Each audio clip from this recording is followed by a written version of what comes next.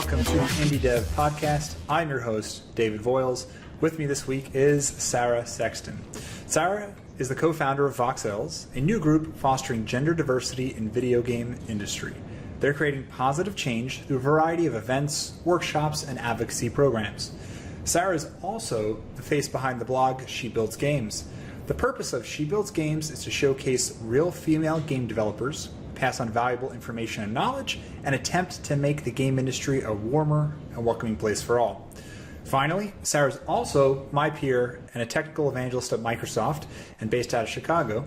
She has a background in not only game development, but also in mixed reality experiences, and most notably, the Microsoft HoloLens. Sarah, thank you for joining us. Thank you for having me, Dave. It's good to be here. Yeah, likewise. It took us a little while to get the show on the road. We had some technical problems. Everything was working fine. Then all of a sudden fell on its face. But that's life in the tech world, I suppose. Definitely. You have to adapt. You have to be fast. All right. So you have quite the resume here. Obviously very active on social media. You have videos, blogs. You're involved in your community. Where would you like to start with all of this? Like how did you get started in technology and specifically gaming? And let's take it from there.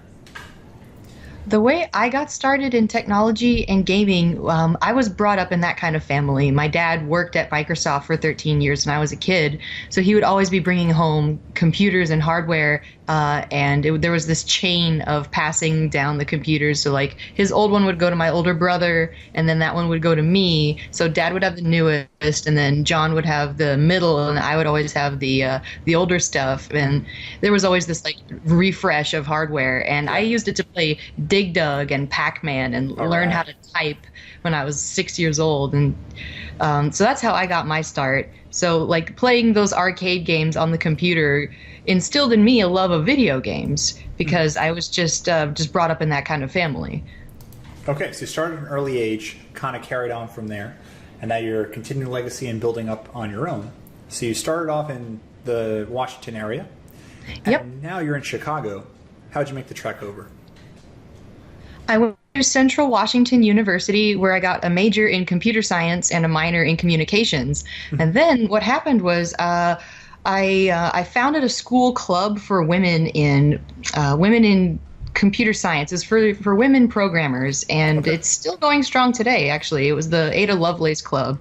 And so I fundraised for this club at college, and I organized a club field trip to go to the Grace Hopper Celebration of Women in Computing Conference.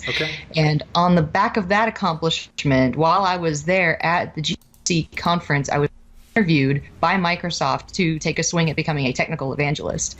And I got my resume in the special pile of all those girls who attended GHC, or they take the initiative to have all those extracurricular activities on their resume. Absolutely. And they get themselves out there. So I definitely feel like I was in the right place at the right time. And Microsoft wanted me to come out to Chicago for some in-person interviews. And the next thing I know, I'm living in Chicago working at Microsoft, and it's a dream come true. All right. So Chicago, very different from the Washington area, I suppose? It's flatter. Yeah.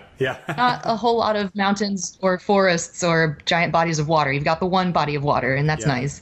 Yep. All right, so you're obviously pretty accomplished from college. Like you said, you started with even big names over there, Ada Lovelace, and then finally Grace Hopper, then on to Microsoft. So that's quite the accomplishment in and of itself. If you have other people following in your footsteps or going to college now for things like computer science, what would be a small bit of advice you'd have for them?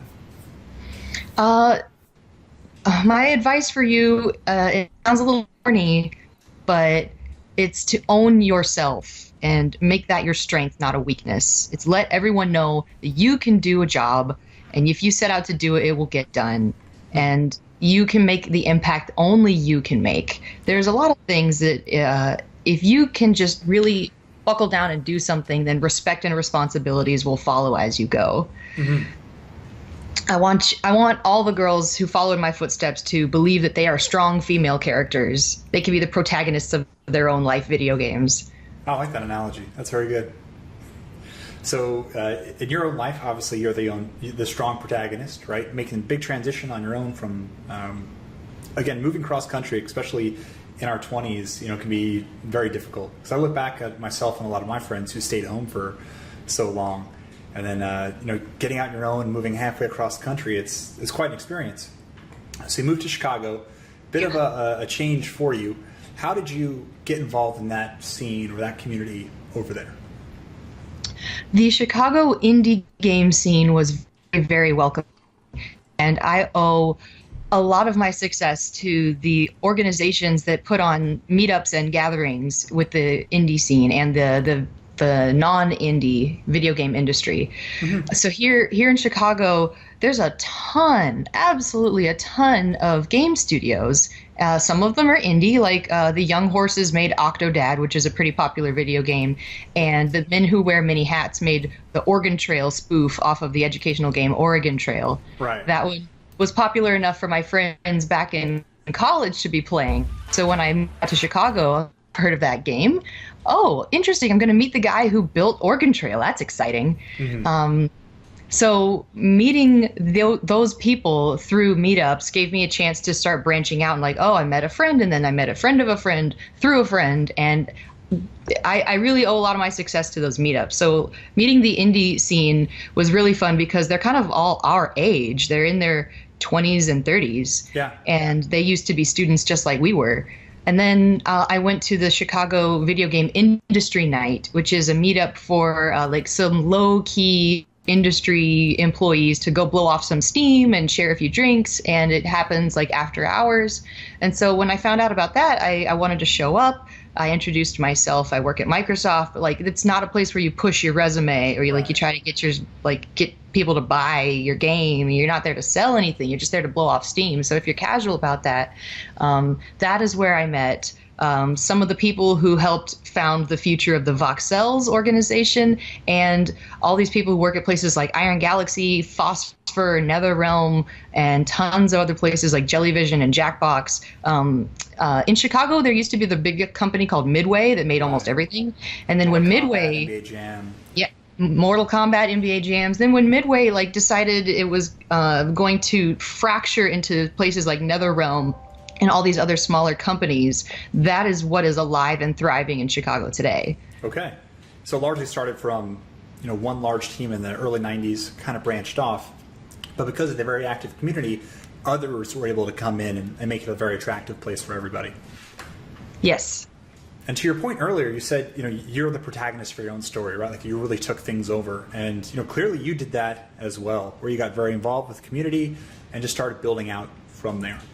I noticed when I'm often working with communities, and I'm in Philadelphia, and so it's obviously very different, but what I find is a lot of people wish they had resources or aren't even aware of communities around them. How would you suggest someone find out about the communities or meetups in their area? One really easy way to do that is to just see if your city has an IGDA chapter. That's the International Game Developers Association, and they make it their business to accumulate resources and have chapters in all the large cities. Mm-hmm. So do you know if there's an IGDA chapter in your city? There is. There is. Yeah, actually, there's definitely a very active one here in Chicago. And so, for example, I could just go to igdachicago.com, and that would have a large accumulation of resources of places to work, a jobs board, resources and statistics. IGDA is good about doing their developer satisfaction survey, and it lists a lot of snapshots like by gender or by age, race, or ethnicity. And that if you just want information about the industry, you can get it there. And they're also really good at putting on events and game jams where you can meet other people and start developing with the community. Mm-hmm. Yeah, I see that. Like just looking at the IDGA Chicago page right now, we see Extra Life, Raw Thrills, IPG games. And speaking of Extra Life, I think you just did an event this weekend, did you not? Yes. Tell us a bit about that. I'm looking at it's a 24-hour gaming marathon, and I just finished it this weekend, and that was a fabulous event. We had so much fun, and all of the proceeds that we raised by Twitch streaming were donated to children's hospitals charities. So gaming for good, doing good for a good cause. What have you been playing lately? I am in love with Overwatch right now. Okay. Your support character just announced? Yeah, Moira looks so cool, and she's got red hair. I'm totally biased. I love having awesome of red-haired women. They're really common in comic books and video games. They're Yeah. definitely popular. Hmm. So that's exciting for me personally. Yeah. I love playing as Diva because she's a professional esports player Yeah. and she drives a mech and she can fly and she's kind of my size. So if I wanted to cosplay as her, I could probably pull it off. Yep. And So I esports love, are just like getting bigger and bigger by the day too. I know it's exciting. I hope it continues. So you got very excited before when you mentioned the new character also being a redhead, and this brought something to my mind. Doesn't tie directly into redheads, but we did have an MVP community event this weekend at Microsoft in Philadelphia with our MVPs. They're our most valuable professionals for those who aren't part of this, and the idea is it's Microsoft's way of keeping the community alive, active, engaged. So we work very closely hand in hand with them. And part of our event was we had a diversity inclusion event, and we broke up in. We start off in the middle of the room. In each corner of the room, we had agree, disagree, strongly disagree. And one of the questions was something like, something about role models and influencers are more effective if they look like you. And it's up to us to go into each corner and help decide what we felt. And then from there, everyone would kind of talk across the room and discuss it. And maybe think of you immediately when you perked up from this character having red hair and you also having red hair, right? So Yeah. Of those categories, which would you fall under? Would you agree that people have an easier time identifying with those who look and act like them? Absolutely. I don't even hesitate to say that that's true because it's called representation. Right.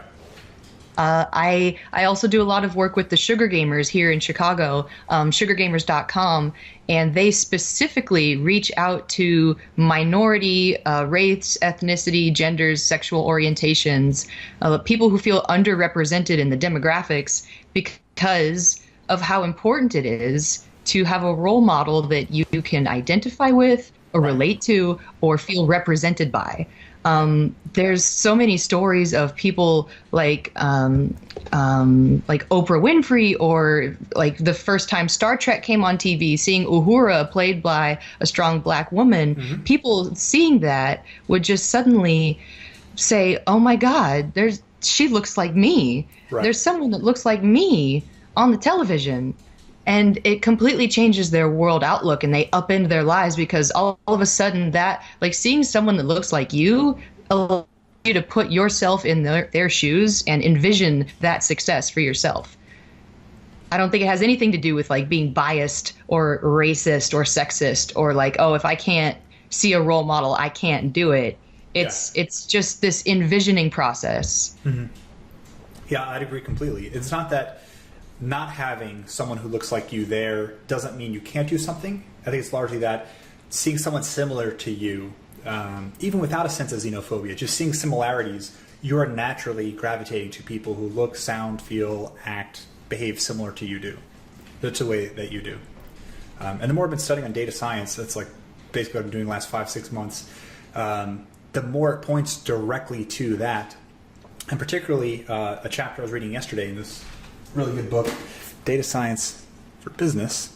They were discussing how today data scientists are trying to figure out how influencing marketing works, influential marketing, right? So if I reach out to a Twitch streamer or YouTube streamer and I want them to, help market or sell my products, what they find is that a lot of these people who they're reaching out to were already part of their market anyway, right? They were already likely going to buy or at least look at these products because they had a lot of the same backgrounds, same features, right? Like you and I both love video games, so we're both up to speed with what's happening with things like Overwatch and what Blizzard is selling or currently marketing. So they have a difficult time trying to gauge how effective these things are outside of the bubbles that we all live in. And we very much do live in our own bubbles. Even if we're in a city, we still have our internet bubble that we're within, right? We're very technical people. There are other people who perhaps are not so much. So the whole world is kind of bubbles over there. Yeah, and it's bad business to stay inside those bubbles because, like, just for example, if you look at the entire broad spectrum of all video games that have ever been published, it's pretty much a fact that video game characters tend to not be very diverse across the whole spectrum. Right. And when you look at the people who are playing games, that does not reflect the diversity of the player base. Right. And the only thing I would try to say on that point is that having inclusive characters can make some players feel good, and inclusive characters may also increase motivation to play, just on a psychological level. And it does not mean that all players are equally motivated by this need and that all games must address this need. It's just better business to be inclusive. Yeah, it's like, why wouldn't you want a larger market at that point, right? Get more people involved and active and aware of what you're doing in your product. It'll be interesting to see what kinds of games we have coming out 20 years from now that we have more diverse people making them. The reason I say that is you look at things like the Uncharted franchise, right, that Naughty Dog has on PlayStation 3 and 4. Absolutely love that franchise. The character is essentially Indiana Jones of today, right? And Indiana Jones was big one generation ago, 25, 30 years ago. So now the people who were being born or growing up watching that are now making games based on what they liked as their youth. So all the people coming in now, in 20 years, will be making content based on what they liked growing up. So now maybe we'll see, 15, 20 years, characters like Eleven from Stranger Things, right, kind of leading the charge on things. Or Mad Max. You brought up Dig Dug before. Maybe think of Mad Max right away. Yeah, Mad Max, Stranger Things Season 2, all my friends are like, look, it's Sarah. Yeah. So to your point, like, this is exactly why I love Overwatch so much. Not only is it fun, but the cast, the roster of characters is exactly what we're talking about. They've got age ranges, genders, they have ethnicities, they've got diverse everything. They have ability versus non-ability and all that. They have everything. Yeah, and Blizzard's always done a fantastic job of making you care about their characters and wanting to get involved. So, for example, Winston, right, the giant gorilla tank. Like, the first time I saw his video, I absolutely loved it. And I was like, okay, like, I love this character. This is who I want to play as. Where if I'm just playing something else like, Joe Shooter, Call of War, you're not really identifying with any of these people. So you have no desire to want to play and be attached and socialize. So it's interesting to see how these things can kind of take over. I think that's why it's Game of the Year. Yeah, absolutely. I mean, like, unanimously across the board from just about every outlet. So as of late, what have you been focused on, and where do you see games going in the next 2, 5, and 10 years? Well, what I've been focusing on a bit lately is introducing more people to the HoloLens, which is the mixed reality device put out by Microsoft a couple of years ago. And that may or may not have something to do with where games go in the next 2 to 3 years. Yep. You can make all sorts of predictions about virtual reality or augmented reality or mixed reality, and whether it's going to take 5 years, 10 years, maybe 20 years for it to get big again. We would have to avoid making the same mistakes we made. I think it had a fad in the 80s when people were trying to do virtual reality a couple of decades ago. Yeah. And the mistakes that were made then were people were so blown away by the technical capability of graphics that they didn't actually focus on making something that consumers wanted to consume. Right. They made leaves of grass or like amber waves of grain that were blowing in a field, and everyone was like, look at all the poly count and it's so technically impressive. And then your average consumer was like, I can just go outside and see this. What's your point? What is this for? Why do I care? So we need to make things people care about and that things that people actually want to buy.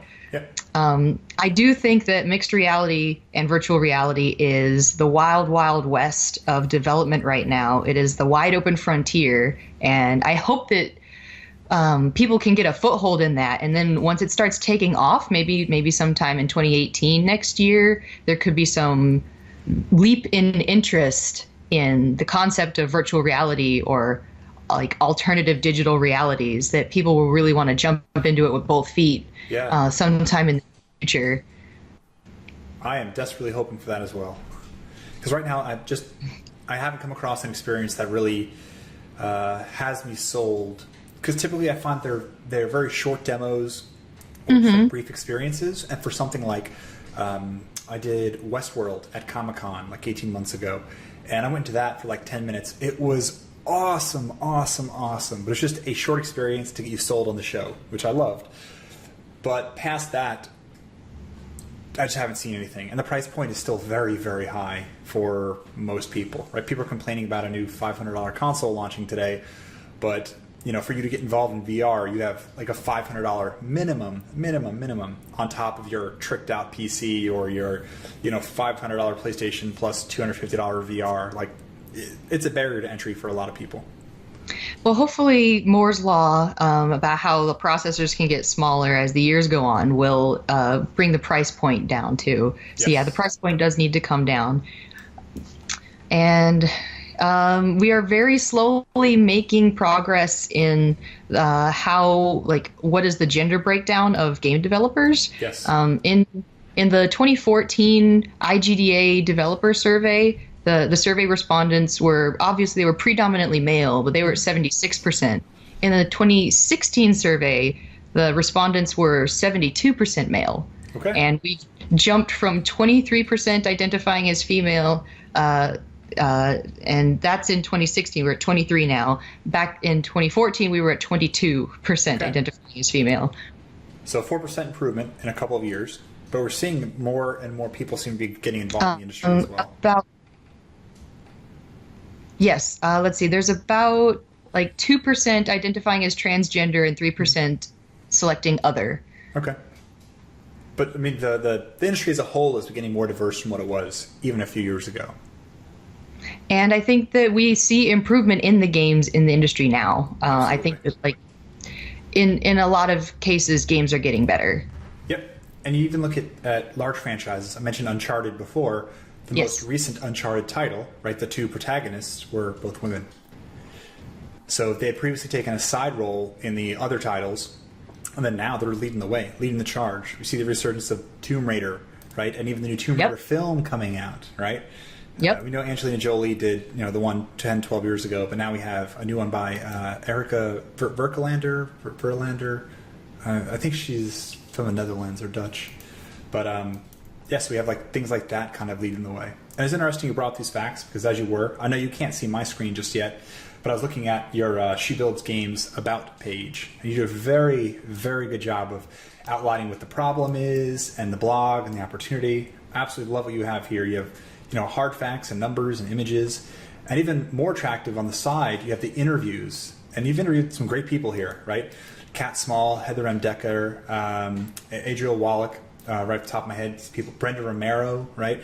So you have people from all walks of life who are newer, who've been doing it for a while. This is absolutely awesome. So I love what you're doing here. You're doing a service to the community and kind of making it better for everybody, the entire experience. Well, thank you. Thank you very much. I'm very flattered. Yeah, no, this is great. Don't want to take up too much more of your time. I've got one last thing for you. Are you ready? Okay. So the way I end every show is I have a question that the previous guest had asked. I'm going to ask you that in just a moment. And then afterwards, I'm going to follow it up with a question for you.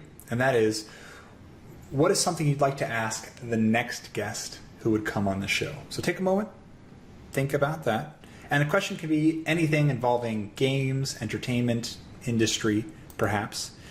But while you're bubbling that over, the question from the previous guest, and this is Penka Kuaneva, and she has an awesome background. She's worked in everything from AAA films to World of Warcraft to independent games. She had asked, what is the kind of story or experience you are most passionate about telling? That's her question to you. What kind of story or experience are you most passionate about? I am most passionate about sharing thought-provoking stories, real women game developers to inspire the next generation.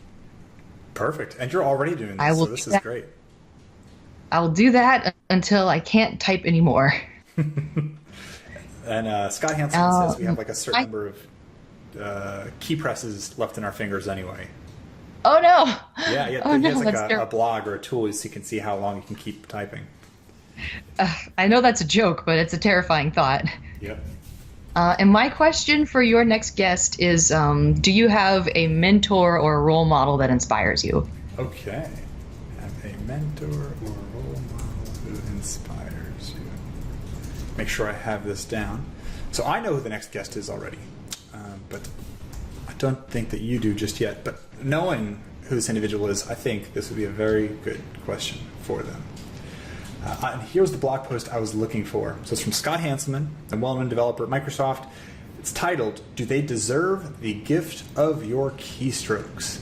And what he talks about is, specifically breaks down how many keystrokes are left in your hands, right? And so this is how much time is in your day, how old are you, how much time is left. And I'd read this years ago. When did you write this? 2010. And this gave me the idea of... like on the footer of all my emails, it said, why is this email 5 sentences or less? And I'm very brief in email, and it's exactly why. The too long didn't read is, there's only so much time. If it's important, call somebody. And to your point, every keystroke is valuable, right? And you can see your work is extremely valuable. You're spreading what you're doing, both in your blog, your activities with the Voxells, great interviews on the Voxells YouTube page, which I'll link to over here. You have a great interview with Adriel Wallach, which I was watching just before this. So keep doing what you're doing, Sarah, because you're doing a service for the industry as a whole. So in conclusion... Well, flattery will get you everywhere, David. I hope so. So in conclusion, if people wanted to find you, reach out to you, what would be the best way? Twitter, a blog? What would you like to share?